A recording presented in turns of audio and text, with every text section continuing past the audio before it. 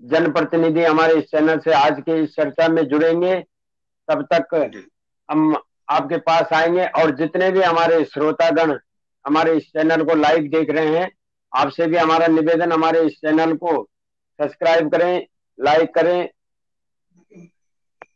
और कमेंट करें। और किसी भी प्रकार के अगर श्रोताओं को किसी भी हमारे जनप्रतिनिधि से किसी भी संबंध में अगर आपको कोई सवाल हमारे जनप्रतिनिधियों से पूछने हैं, तो आप कमेंट बॉक्स में हमें सवाल लिख सकते हैं। और जोशी जी, जब तक हमारे और जनप्रतिनिधिगण जुड़ते हैं, तब तक सीधा आपके पास आते हैं हम। हमारा आज का सवाल है, जी जी मनरेगा कर्मचारियों के हड़ताल पर जाने से, विगत 2 माह से हड़ताल पे जाने के कारण ग्राम पंचायत के मनरेगा के अंतर्गत किए जाने वाले कार्यों पर कितना प्रभाव पड़ा? जोशी जी। जी जी, धन्यवाद जुयाल। जी हमारे सबसे साथ पहले जुड़े हैं विनोद भट्ट जी। सर एक जी मिनट। जी भट्ट जी नमस्कार। आदरणीय ग्राम पंचायत पनौजी से प्रधान है श्री विनोद प्रसाद भट्ट जी। आपका हमारे चैनल पर बहुत बहुत हार्दिक अभिनंदन, स्वागत है भट्ट जी। जी जुयाल जी, आदरणीय भट्ट जी का बहुत बहुत स्वागत है। और जो भट्ट जी हैं हमारे साथ प्रधान, उसमें संगठन में भी हैं और वो अपनी बातें बहुत बेवक तरीके से रखते हैं, उनका हम बहुत स्वागत करते हैं। भट्ट जी हमारे बड़े भाई हैं।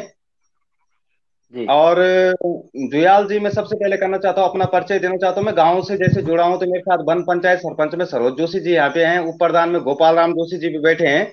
आपने जो कहा है कि जी मनरेगा कार्यों में हो रही दिक्कतों के कारण जो परेशानी है ना जुयाल जी, सबसे जी पहले जो हमारी गवर्नमेंट ने जो मनरेगा मनरेगा में सबसे पहले जो हमारी जो गवर्नमेंट ने जो उसका जियो बनाया है ना। हेलो। जी जी बोलिए सर, आवाज आ रही है आपकी। हाँ, मनरेगा अभी तो हमारे पास बाहर से बहुत लोग जो हमारे प्रवासी गांव में आए हैं। जब कर्मचारी नहीं होंगे तो हम काम कैसे करेंगे? हमारे पास छोटे छोटे वर्क ऑर्डर हो रहे हैं, लेकिन हमारे पास जिला स्तर से जो हमारा जो नया प्लान है साल का, वो पास नहीं हो पाया। तो उसमें बड़ी दिक्कतें हैं, लेकिन कर्मचारियों की हड़ताल होना भी बड़ी समस्या है इसमें। उसके बारे में सबसे बड़ी दिक्कत क्या है कि ग्राम रोजगार सेवक हड़ताल पे, जे हड़ताल पे है। अब सभी लोग जे हड़ताल पे, वहां पे जो ब्लॉक में कर्मचारी मात्र या 2 या 3 कर्मचारी हमें मिलते हैं। 2 3 कर्मचारियों में हम कैसे काम करेंगे अपने गांव में? और अभी हमारे पास जो गांव में मनरेगा में जो अवेलेबल लेबर है, 2 से 200 तक तो है लोग गांव में। 100 लोग तो उसमें कार्य करते हैं, 100 लोग कार्य करते हैं। तो हमारे उसमें मस्टोल भी हैं। और हमारे जो जो कार्य होते हैं मस्टोल भी निकलते हैं, वो क्या बोलते हैं उसमें कि हमारे जो एस्टिमेट भी बनते हैं। जब जेई हड़ताल पे तो एस्टिमेट ही नहीं बन रहा, तो काम कैसे होंगे सर? खाली ग्राम विकास अधिकारी ही हमें अवेलेबल हैं अभी, तो हम उसमें काम कैसे होंगे? जब तक हड़ताल खत्म नहीं होती, इनका कैसे कैसे क्या हल है, हमारे वीडियो साहब ही हमें बताएंगे। अपने ब्लॉग से, पेपरों के माध्यम से सुन रहे हैं कि आज होगी, कल होगी, परसों होगी, लेकिन अभी तक कुछ ऐसा हो नहीं पाया है। इसका हल अभी तक गवर्नमेंट ने निकाला नहीं है कि हड़ताल खत्म कब होगी। जी जोशी जी, हड़ताल अगर 2 महीने 3 महीने तक अगर अभी इनकी खत्म नहीं होती है, तो इस हाँ जी, दृष्टि से क्या ग्राम पंचायतों में मनरेगा का कार्य अधूरा रहेगा? बिल्कुल अधूरा रहेगा हमारे पास। वैसे भी तो मनरेगा तो कैसे चलते, बीपीटी नहीं मिलता, जे नहीं, एक जे 15 10 10 गांव देखता है, एक ग्राम विकास अधिकारी 15 15 गांव देखता है। तो आप खुद ही समझ सकते हैं कि कैसे होगा। जैसा कि तो हमने इसमें सर हमने आप। अपने जी जी बोलिए। जैसा कि हमने अपने गांव में कार्य कराने हैं, तो मेरा सब मैंने अपने गांव में कार्य कराने हैं ना। अभी तक हमारे जो नए वर्ष के कार्य पास होके जिला से नहीं आए हैं। जिला से नए मनरेगा के कार्य पास ही नहीं होके आए हैं, तो कैसे होगा अभी? आप ही बताओ ना। जी सर, सवाल दूसरा सवाल है, इस कोरोना काल में ग्राम पंचायतों में जो प्रवासी युवा साथी हमारे घर आ रखे हैं, अपने गांव में इस कोरोना के कारण घर में आए, उनको किस प्रकार से पंचायतों में रोजगार दिया जा रहा है? अभी तो जो लोग आए हैं उनको दिया, ग्राम पंचायतों में तो ऐसा कुछ नहीं हुआ है। हमने तो अभी क्या बोलते हैं कि कई समितियों से मिले, बैंक से मिले, उनको लोन दिया जाए, उनको प्रेरित किया जाए। जैसे कि देखो, प्रत्येक ग्राम पंचायत है, हमारी ग्राम पंचायत है, तो हमारी ग्राम पंचायत में कैसे कुछ युवा है, हम उसको गाइडलाइन करते हैं कि भाई तुम मुर्गी पालन का वो करो, कार्य करो, मुर्गी बाड़ा खोलो, उसका करो। कई लोग हैं बकरी पालन का करो, कई लोग हैं किसी तरीके का करो। लेकिन यदि हमारे गांव में 10 लोग आए तो 10 लोग मुर्गी तो नहीं पाल सकते ना। कोई बकरी पालेगा, कोई मुर्गी पालेगा, कोई जी कुछ करेगा। लेकिन उसमें क्या है कि हमारी जिला में जो सहकारी समिति बैंक है, उसको सब लोगों को जोड़ना चाहिए, जिनको उनको रोजगार मिले, उनको लोन चाहिए, क्योंकि पैसे तो किसी के पास नहीं है।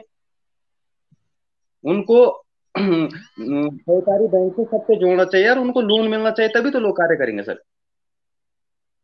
और हमारे विधायक जी को सबसे पहले इस चीज में ध्यान देना चाहिए। हमारे जो प्रीतम पवार जी विधायक जी है ना, उनको ध्यान चाहिए। हमारा जो गांव है धनोल्टी विधानसभा का लास्ट गांव है, कोट और क्यूलागी, यहाँ पे नीचे गुड्डू कुमार जी का गांव है। तो हमारे प्रत्येक गांव में बर्तन पहुंच चुके हैं, बहुत चीजें पहुंच चुके हैं। बहुत विधायक जी को थोड़ा ध्यान देना चाहिए कि हमारे गांव में जो लास्ट का गांव है, हम लोगों से संपर्क करना चाहिए, हम लोगों को देखना चाहिए कि आपके गांव में क्या हो रहा है, कैसे नहीं हो रहा। देखो, अकेले मैं या आप या कोई कुछ नहीं कर सकता। आप भी हमारे जैसे हो, एक सामाजिक कार्यकर्ता हो, हम भी हैं।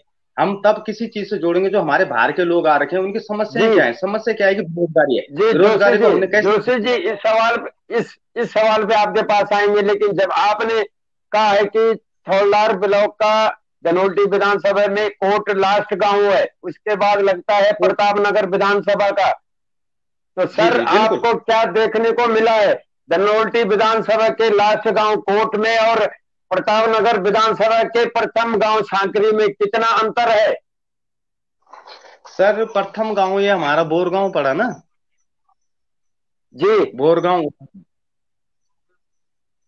सर, बोरगांव से तो वहाँ, नजदीक तो आपका सांकरी है। नहीं नहीं, बोरगांव उजाड़ गांव है, मतलब क्षेत्रफल की दूरी में।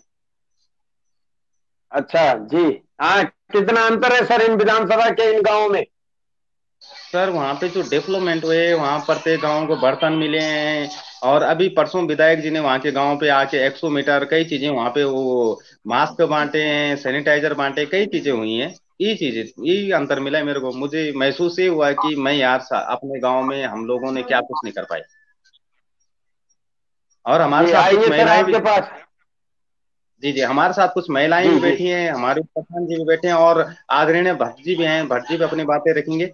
तो मैं चाहता हूँ कि उसके बाद थोड़ा दो बातें हमारी महिलाएं जी भी आपके साथ रखें।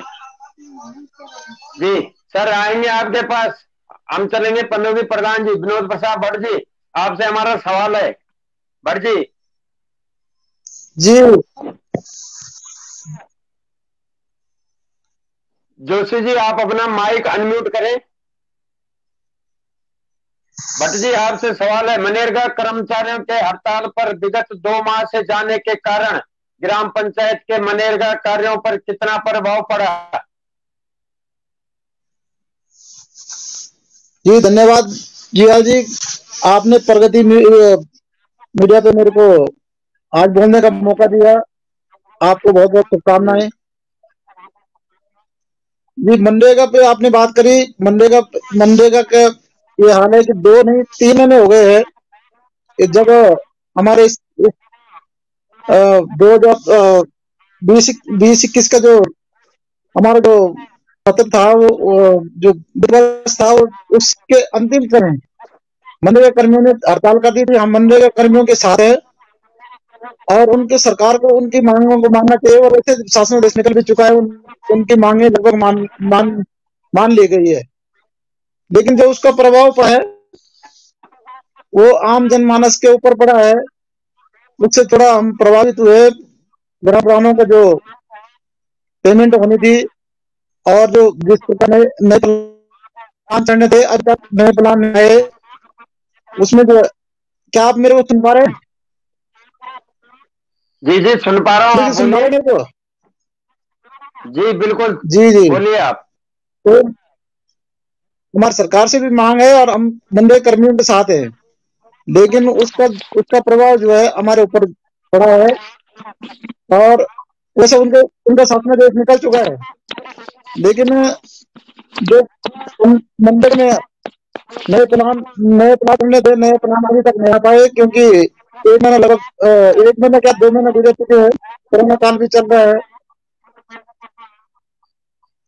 और प्रधानगणों से मेरा अनुरोध है, मेरा प्रणाम है कि आप लोग फोन का प्रयोग करें और वो लोग आए, क्योंकि हमारी ग्राम पंचायत में आपको बता दूं कि दीपा दीवानी जी है।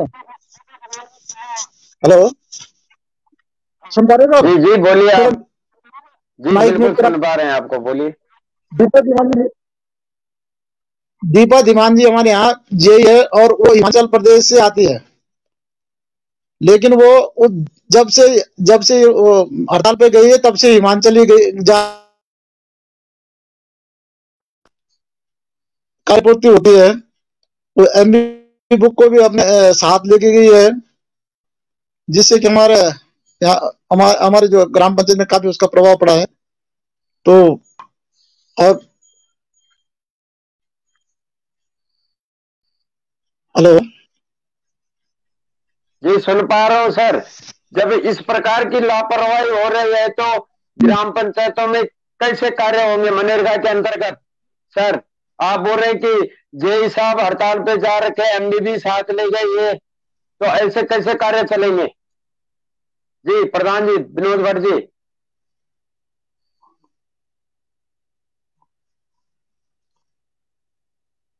ये कार्य कार्य कैसे चलेंगे अगर यदि दूसरे प्रदेशों के लोगों को यहाँ पर हमारे ऊपर बैठाएंगे तो कार्य कहाँ से होंगे? क्योंकि वो हड़ताल पे नहीं बल्कि अपने गाँव ले वो हिमाचल प्रदेश से आते हैं। हमारे हमारे जो जेई है। हेलो, सुन रहे हैं हम। आप बोलिए, आपकी आवाज आ रही, बोलिए आप। तो मेरा आपके आपके माध्यम से कहना चाहूंगा कि उनको तत्काल वापस बुलाया जाए और सरकार से भी हमारी सरकार से भी हमारा अनुरोध है कि उनके मनरेगा कर्मियों की जो मांगे हैं उनको उनका निराकरण किया जाए, ताकि हमारी ग्राम पंचायत पर इस सर प्रकार जब का कोई कर्म प्रभाव ना पड़े। जी भट्ट जी, सर जब कोई कर्मचारी छुट्टी जाता है तो जी अपना चार्ज किसी न किसी के पास सौंप के जाते हैं। क्या आपके जेई, आपने नाम निकाला दीपा दीवान, जो कि हिमाचल प्रदेश राज्य से बिलोंग करते हैं, क्या उन्होंने अपना चार्ज किसी आती है अन्य साथी जी, को सौंपा नहीं है? नहीं किसी को सौंप के नहीं गई है और वो सीधा अपने चले गए। उन्होंने हमारा फोन तक भी नहीं उठाए है। अब वो कहाँ देहरादून में हड़ताल पे जी ही, हिमाचल में इनका ये पता भी नहीं चल रहा, क्योंकि बीच में सुनने में आया कि हिमाचल प्रदेश भी जाते हैं। जी अवश्य संचार के माध्यम से उनसे संपर्क करेंगे। सर एक सवाल और है आपसे कि इस हम कोरोना काल हमें में जी इस कोरोना काल में ग्राम पंचायतों में जो प्रवासी मजदूर घर में है, उनको किस आधार पे मनरेगा के अंतर्गत कार्य दिया जा रहा है? उन श्रमिकों को रोजगार मनरेगा के अंतर्गत किस प्रकार से दिया जा रहा है? प्रधान जी, भट्ट जी। जी जो प्रवासी भाई घर आए हैं हम उनको अतिरिक्त काम इसलिए नहीं दे पाते हैं क्योंकि हमारे हमारे यहाँ जॉब कार्ड बने हुए हैं। उनके अलावा प्रत्येक प्रत्येक परिवार में जितने जॉब कार्ड बनने चाहिए उतने बने हुए हैं और उसके अतिरिक्त हम किसी का मनरेगा जॉब कार्ड नहीं बना सकते। यदि बिल्स होगी तभी बना सकते हैं, अन्यथा उनका व्यक्तिगत मनरेगा जॉब कार्ड नहीं बना सकते। ये मनरेगा डेडलाइन है। और बाकी जो स्वरोजगार जो साधन है उसमें लोन लोन आदि की जो व्यवस्था सरकार के द्वारा दी गई है उसमें उसमें वो कर सकते हैं। जी जी क्या प्रवासी मजदूरों को ग्रामीण बैंक और अन्य जो स्थानीय बैंक जो मौजूद में है, उनके द्वारा लोन की व्यवस्था उपलब्ध कराई जा रही है? जी किसी भी प्रकार का रोजगार खोलने के लिए क्या व्यवस्था उपलब्ध हो रही है? उसमें लोन की जी लोन की व्यवस्था तो है, लेकिन उसमें एक बड़ा सबसे बड़ा जो टेक्निकल पेज जो है उसमें जो जो प्रवासी भाई जो घर आए हैं उनमें कुछ ज्यादातर 90% से ज्यादा लोग ऐसे हैं जिनके नाम पे स्वयं की जमीन नहीं है, जिस कारण से कि अधिकारी जो है उनको लोन देने से कतराते हैं। तो इसी कारण से यहाँ पे स्वरोजगार साधन नहीं बढ़ पा रहे हैं। इसका सबसे बड़ा कारण है जो उनके नाम पे तो नहीं होनी चाहिए वो उनके नाम पे नहीं है, जिस वजह से जी जी, आप एक जनप्रतिनिधि है, आपके अनुसार उनके लिए ऐसी क्या व्यवस्था कर देनी चाहिए जो उनको रोजगार उपलब्ध हो?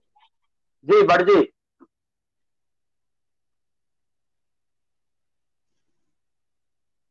हेलो जी, सुन पा रहे हैं आप? मेरे उत्तराखंड सरकार भारत सरकार से, हाँ जी हाँ जी जी मैं आपकी बात समझ गया।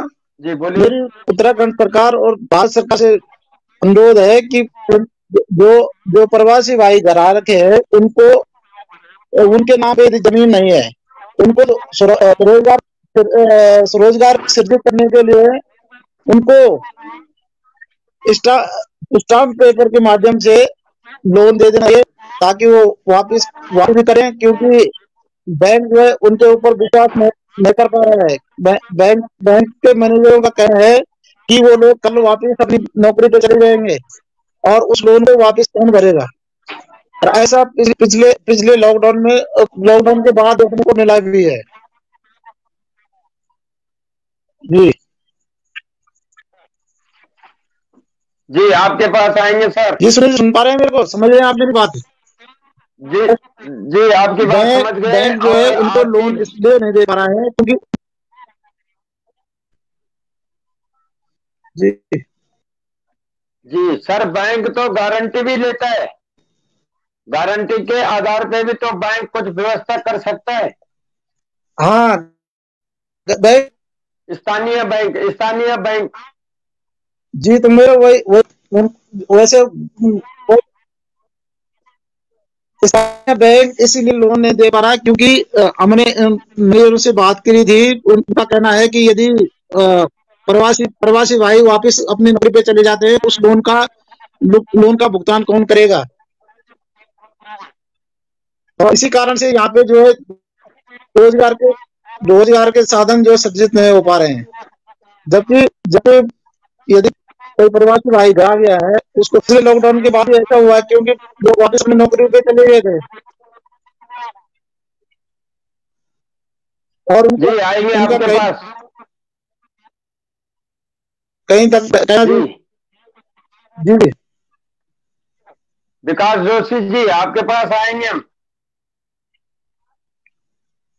जी विकास जोशी जी। धन्यवाद सर। जी सर, जो प्रवासी मजदूर घर आ रखे अगर उनको मनरेगा के अंतर्गत रोजगार उपलब्ध नहीं होता और स्थानीय ग्रामीणों बैंक द्वारा उनको लोन उपलब्ध नहीं होता है तो इस स्थिति में उनको क्या करना चाहिए जो उनको रोजगार उपलब्ध हो, और जनप्रतिनिधियों का कितना इसमें सहयोग होना चाहिए सर जोशी जी? जी जी जैसा जुयाल जी अभी भट्ट जी ने उदाहरण दिया तो बहुत अच्छा उदाहरण दिया है, लेकिन मैं अपना कहना चाहूंगा कि रोजगार नहीं मिलेगा उसके लिए तो हम खड़े हैं, चाहे आंदोलन करना पड़े चाहे कई चीजें हम करेंगे, जरूर रोजगार दिलाएंगे सर। उनको रोजगार भी दिलाएंगे, जो करने के इच्छुक है उसके लिए कार्य भी कराएंगे। ऐसी या हमारी सरकार हो या हमारा ब्लॉक हो या हमारा कोई भी हो, ऐसी कि रोजगार की जो बात है लेट डिले भले हो, लड़ाई हम जरूर लड़ेंगे अपनी, और अपने गांव में कार्य जरूर कराएंगे सर। उसमें क्या है कि मनरेगा में जो डिले आ रहे हैं उसके लिए तो अपनी बात कर रहे हैं, वैसे मैं कल नेटिरी भी जा रहा हूँ कि कितना समय लगेगा कि जो नए प्लान चलने में हमारे नए प्लान चलने चाहिए। रोजगार पिछले साल मैंने अपने गांव में 100 दिन का रोजगार 50 लोगों से ऊपर दिया है, और वो किसी को 150 दिन में मिले। और ऐसा करना जरूरी है सर। किसी ने हमें जनप्रतिनिधि बनाया है जिनके साथ हमारा सहयोग होता है, ऐसा कार्य हम जरूर करेंगे। लेकिन जो लोन की बात है, मैं बैंक मैनेजर कांडी खाल जो हमारे स्टेट बैंक है वहां से उनसे मिला हूँ। यदि कोई हमारे गांव में इच्छुक है तो उन लोगों से मैं जरूर मिल रहा हूँ और बात वहां पे जरूर कराऊंगा। लेकिन थोड़ा सहकारी जो बैंक है ना अपना, वहां पे जो मैनेजर है वो लोग गांव में आके अपनी, जैसे कि गांव में आके लोगों को अपने बताएं कि हमारा बैंक किस प्रकार से लोन देता है, कैसे कैसे वो करता है, तो लोगों को बताएं, लोगों को जानकारी दे, लोगों को समझाए, तो हो सकता है कई लोग उससे जुड़े, उससे भी फायदा मिलेगा। सहकारिता बैंक जो अपना जी कंडीसौर और कमांद में है, हाँ, लोगों को अपने जी बैंक के सर, बारे में एक जानकारी समस्या, जी एक समस्या और भी है।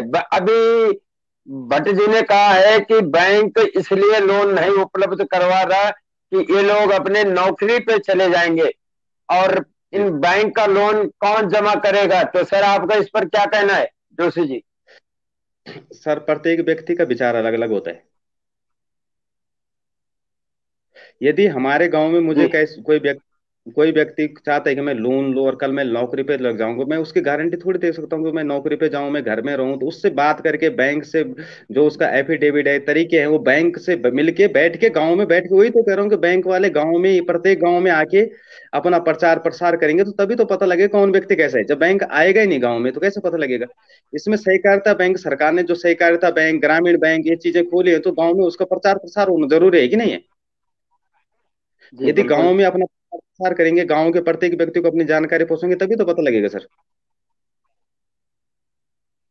उनको बैंकों का नियम पता लगेगा। और हकीकत में कोई ऐसा करता है, बैंक से लोन लेता है, कार्य नहीं करता, दिल्ली चला जाता है, तो विगत समस्या है। क्योंकि वो समस्या, वो दिल्ली क्यों जा रहा? दिल्ली इसलिए जाएगा कि उसने बैंक से लोन लिया, अपना कार्य सही ढंग से नहीं कर पाया। बैंक उनको अपनी टर्म्स ऑफ कंडीशन पहले बता दे कि भाई तुमने आपने लोन लिया है, कैसे बनना है, कैसे क्या करना है, कैसे बिजनेस करना है, तो तब बंदा अपने हिसाब से काम करेगा। वो चीजें हैं सर। जी सर, अगर मनरेगा के अंतर्गत रोजगार सेवक जो है कर्मचारी, अगर इनकी हड़ताल अभी 2-3 महीने तक नहीं खुल पाती है, तो इस परिस्थिति में ग्राम जी पंचायतों में कैसे मनरेगा के अंतर्गत कार्य होंगे? क्योंकि अभी आपके सामने भट्ट जी ने भी कहा है कि उनके जेई है कोई दीपा देवान, वह हड़ताल जी के नाम से गए हैं और हिमाचल के निवासी हैं, और भट्ट जी ने यह भी सवाल उठाया है कि वो अपने घर में है और हमारा फोन तक नहीं उठाते। तो इस ऐसी विकट परिस्थिति में कैसे सर पंचायत का कार्य चलेगा? सर, इस पे सरकार को एक्शन लेना चाहिए। सर सरकार तो एक्शन लेगी, लेकिन इसमें जनप्रतिनिधियों का कार्य रुक देखो रहा है। जनप्रतिनिधि, सर जनप्रतिनिधियों का क्या है कि जनप्रतिनिधि तो कह रहे हैं कि मनरेगा को सहयोग कर रहे हैं, और सरकार ने भी अल्टीमेटम, जहां तक मैंने पढ़ा है कि सरकार ने कहा है कि आपकी सैलरी बढ़ाते, कुछ चीज उन्होंने किया है। तो मनरेगा कर्मचारियों को, सरकार को, दोनों को मिलकर कार्य करना चाहिए जिसका गांव का विकास हो। जी सर, जिन कर्मचारियों को सरकार ने जिस पद में रखा हुआ है, क्या वो उन जनप्रतिनिधियों के फोन उठाने में सक्षम नहीं है क्या? देखो अभी तो हड़ताल पे हैं, जहां जो समस्या है होते अपनी समस्या, हम सीडीओ साहब को रखते हैं, अपनी समस्या हर जगह रखते हैं।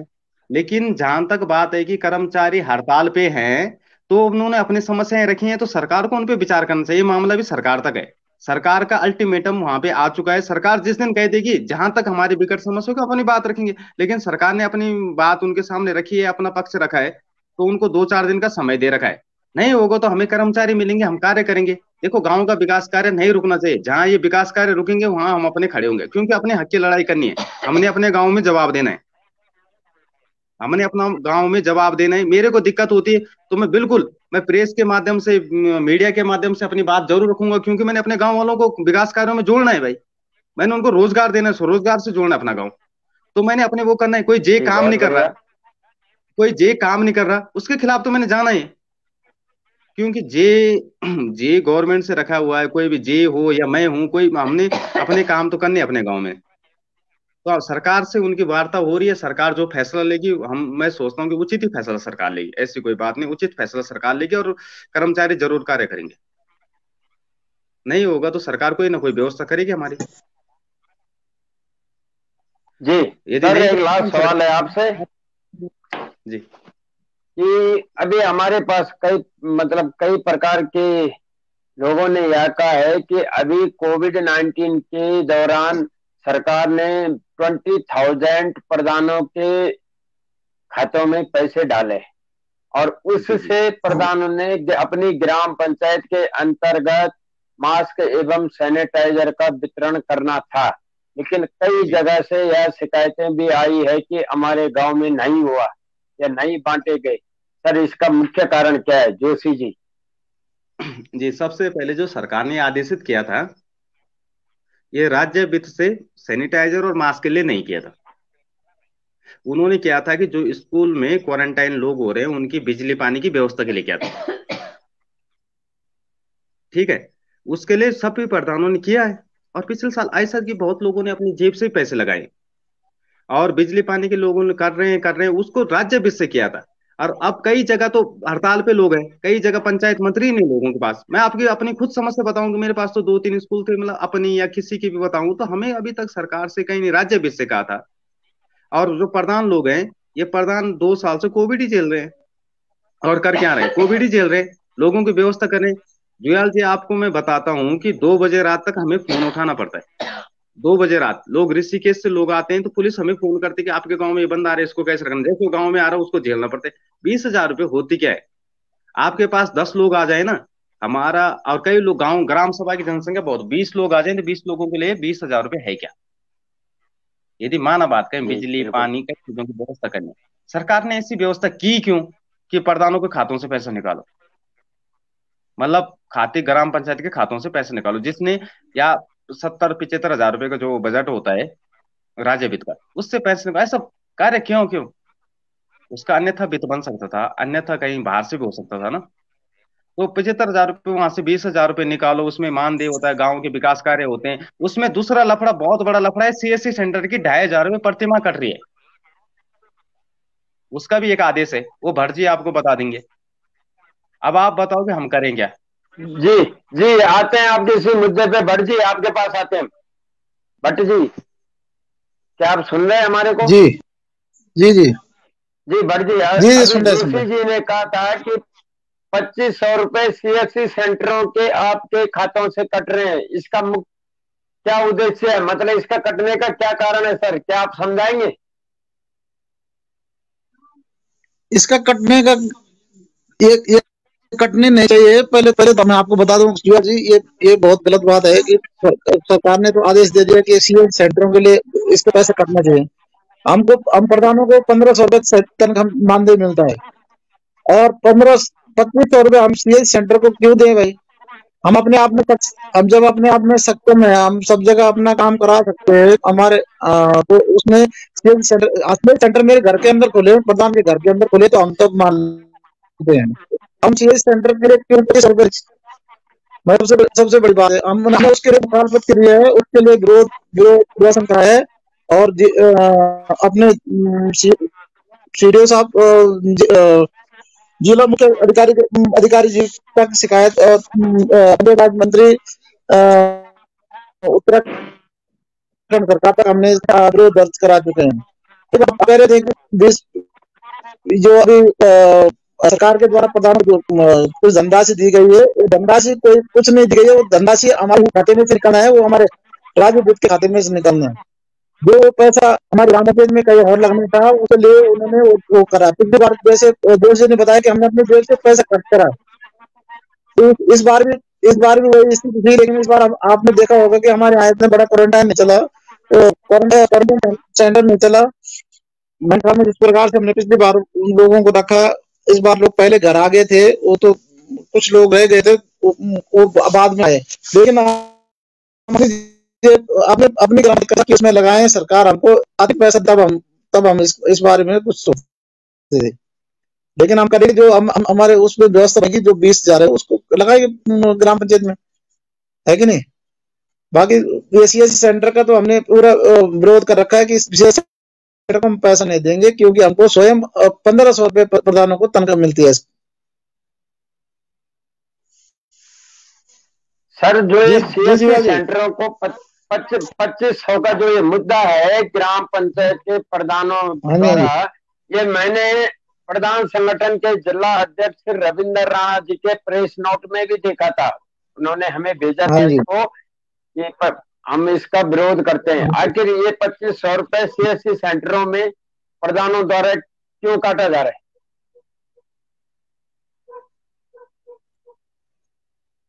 अब इसका ये तो हमारे समझ में नहीं आ रही, क्योंकि ब्लॉक स्तर पे जब ब्लॉक में हमारे कंप्यूटर लगे हुए हैं, सब कुछ काम हमारे ब्लॉक से होते हैं, तो हम सीएस सेंटर का पैसे क्यों दे? सबसे बड़ी बात तो ये है।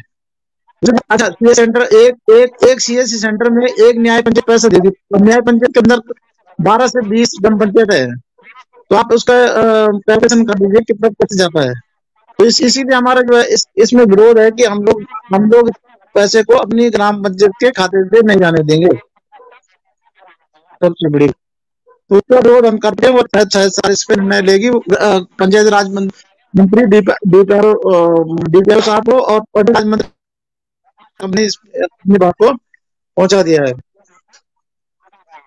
इसमें हमारा प्रधान संगठन पूरा पुरजोर पुरजोर विरोध कर रहा है प्रदेश स्तर पर। तो निश्चित तौर पर इसमें सरकार को कोर्ट पे जाना पड़ेगा।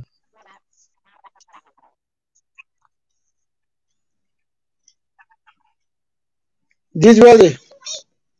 जी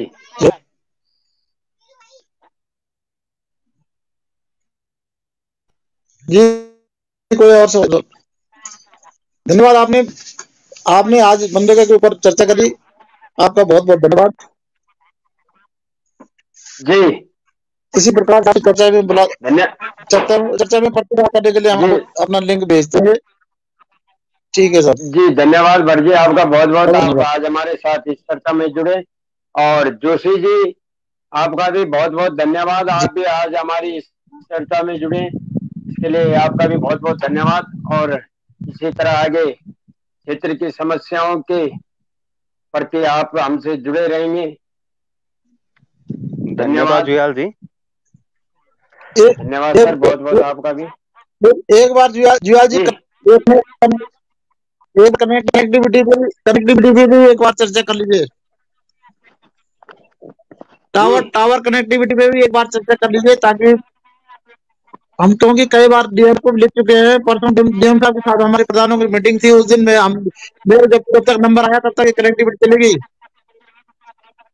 आज भी जी आपके साथ जी जुड़ने जी के लिए कम से जी, कम चार बार हमको करना। एक बार सही बात है जुयाल, कनेक्टिविटी पे भी आप चर्चा कर लीजिएगा। बिल्कुल बिल्कुल। सही बात है जुयाल जी। जी जी विनोद भटजी बिल्कुल, है ना, कल इस कनेक्ट अपने क्षेत्र के बारे में हर बिल्कुल। तरह की बात आगे रखते हैं और एक्टिव प्रधान है। मैं उनका बहुत बहुत धन्यवाद करना चाहता हूँ हर जगह। वो भी उन्होंने जी उरेड़ा में अपनी बहुत बड़ी बात रखी थी मेरे सामने, वो बात रखी थी उरेड़े से, तो बहुत खुशी होती है कि ऐसे प्रधान जी का सहयोग जी करना चाहिए। बहुत बहुत धन्यवाद आपका। जी जी जी जी उरेड़ा धन्यवाद। धन्यवाद विभाग जोशी में जी। जी पवन तकी के बारे में, कांगड़ा मुसलमान मंडल में साहब ने पवन सही तकी, बताया। उनका जी जी जी सहयोग करना चाहिए।